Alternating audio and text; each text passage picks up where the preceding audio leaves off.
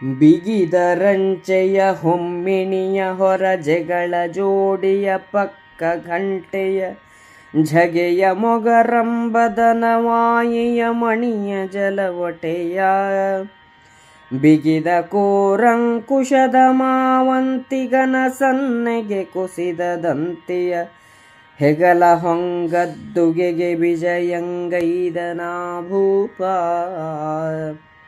ತಳಿತವಿನನುದಯದಲ್ಲಿ ತಾರಾವಳಿಗಳದ್ಭುತವೆನಲು ಮುಕ್ತಾವಳಿಯ ಧವಳ ಛತ್ರದೆಡಬಲ ಕೊಲೆವ ಚೌರಿಗಳ ಕೆಲಬಲದ ಭೀಮಾರ್ಜುನರ ಗಜದಳದ ಮುಂದೆ ಕುಮಾರ ವರ್ಗದ ಸುಳುವುಗಳ ಸೌರಂಭದಲ್ಲಿ ಹೊರವಂಟನ ಭೂಪ ಮುಂದೆ ಮೋಹರ ತೆಗೆದು ನಡೆದುದು ಸಂದಣಿಸಿನ ಕುಲಾದಿ ಭೂಪರು ಹಿಂದೆ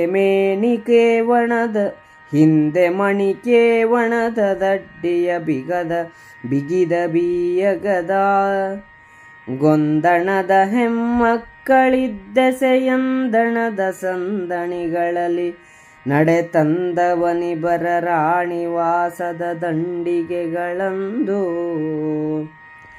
ಉಡಿಗೆಗಳ ದೇಸಿಯ ವಿಳಾಸದ ತೊಡಿಗೆಗಳ ಮೌಳಿಯನ ವಾಯೆಯ ಮುಡಿಗಳೆಡಬಲದೋರೆ ನೋಟದ ಬಳ್ಳಿ ಬೆಳಗುಗಳ ಕಡುಬೆ ಮರತನು ಪರಿಮಳದೊಳೆಡೆ ಬಿಡದ ಗಗನೋದರದ ಗೊರುವೆಯರಡಸಿದರು ದೃಪದಾತ್ಮಜಯ ದಂಡಿಗೆಯ ಬಳಸಿನಲೇ ಭೂರಿ ಭೇರಿ ವಾದ್ಯರವ ಕೈವಾರಿಗಳ ಕಳಕಳದೊಳಡಗಿತು ನಾರಿಯರನೇ ಉರದ ಮೊಳಗಿನೊಳುದ್ದುದಾರಭಸ ಆರು ಹೊಗಳುವರ ವಿಭವ ವಿಸ್ತಾರ ಪಣವನು ಪಯಣಗತಿಯಲಿ ಭೂರಮಣನೈ ತಂದು ಹೊಕ್ಕನು ಹಸ್ತಿನಾಪುರವ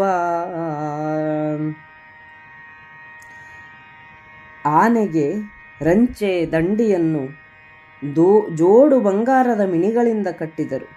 ಪಕ್ಕದ ಗಂಟೆಗಳನ್ನು ಅಳವಡಿಸಿದರು. ಹೊಳೆಯುವ ಮುಖಾಲಂಕಾರವನ್ನು ಕಟ್ಟಿದರು. ಹೊಸ ಮಣಿಗಳ ಜಲವಟೆಯನ್ನು ಜೋಡಿಸಿದರು. ಮಾಹುತನು ಅಂಕುಶದಿಂದ ತಿವಿದು ಅದನ್ನು ತಗ್ಗಿಸಿದನು. ಆಗ ಯುಧಿಷ್ಠಿರನು ಆನೆಯ ಮೇಲಿನ ಬಂಗಾರದ ಅಂಬಾರಿಗೆ ಹತ್ತಿ ಕುಳಿತನು. ಜಲವಟೆ ಅಂದರೆ ಅಲಂಕಾರ, ಆಭರಣ. ಹೇಮಕಾಂತಿಯಿಂದ ರಂಜಿಸುವ ಅಂಬಾರಿ, ಮೊಗರಂಬ, ಬಂಗಾರದ ಮಿಣಿಗಳ ಪಕ್ಕದಲ್ಲಿ ಸೂರ್ಯೋದಯ ಸಮಯದಲ್ಲಿ ತಾರಾವಳಿಗಳು ಅದ್ಭುತವಾಗಿ ಮಿನುಗುತ್ತಿವೆ ಎಂಬಂತೆ ಮುತ್ತಿನ ಹಾರ, ಶ್ವೇತಛತ್ರ, ಚಾಮರಗಳು ಅತ್ತಿತ್ತ ಒಲೆಯುತ್ತಿದ್ದವು. ಅಕ್ಕಪಕ್ಕದಲ್ಲಿ ಭೀಮಾರ್ಜುನರ ಗಜದಳಗಳು ಬರುತ್ತಿದ್ದವು. ಮುಂಭಾಗದಲ್ಲಿ ಕುಮಾರ ವರ್ಗದವರು ಚಲಿಸುತ್ತಿದ್ದರು. ಹೀಗೆ ಧರ್ಮರಾಯನು ಪ್ರಯಾಣವನ್ನು ಆರಂಭಿಸಿದನು. ನಕುಲನೇ ಮೊದಲಾದವರ ಸೈನ್ಯಗಳು ಪಾಂಡವರ ಮಕ್ಕಳ ಮುಂದೆ ಹೋಗುತ್ತಿದ್ದರು. ಹಿಂಭಾಗದಲ್ಲಿ ರಾಣಿವಾಸದವರ ಪಲ್ಲಕ್ಕಿಗಳು 2 ಸಾಲಿನಲ್ಲಿ ಬರುತ್ತಿದ್ದವು.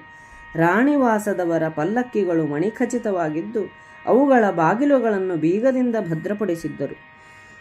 ಆದೇಶದ ಉಡುಗೆಗಳನ್ನು, ವಿಲಾಸಪೂರ್ಣ ತೊಡಿಗೆಗಳನ್ನು, ನೂತನ ರೀತಿಯ ಕೇಶವಿನ್ಯಾಸಗಳನ್ನು, ಓರೆ ನೋಟದ ಮಿಂಚಿನ ಬಳ್ಳಿಗಳನ್ನು, ಬೆವರಿನ ಪರಿಮಳವನ್ನು, ಕೃಶೋದರಗಳನ್ನು ಹೊಂದಿದ ಸಖಿಯರು ದ್ರೌಪದಿಯ ಪಲ್ಲಕ್ಕಿಯ ಸುತ್ತಲೂ ಸಂದಣಿಸಿದ್ದರು. ಭೇರಿಗಳ ಅಬ್ಬರ ಧೂತರು, ಭಟರು, ಪರಾಕುಗಳಲ್ಲಿ ಅಡಗಿತು. ಆ ಸದ್ದು ಸ್ತ್ರೀಯರ ಕಾಲಂದುಗೆಗಳ ಸದ್ದಿನಲ್ಲಿ ಅಡಗಿತು. ಧರ್ಮನಂದನನ ಪ್ರಯಾಣದ ವಿಭವವನ್ನು ಹೊಗಳಲು ಯಾರಿಗೆ ಸಾಧ್ಯ?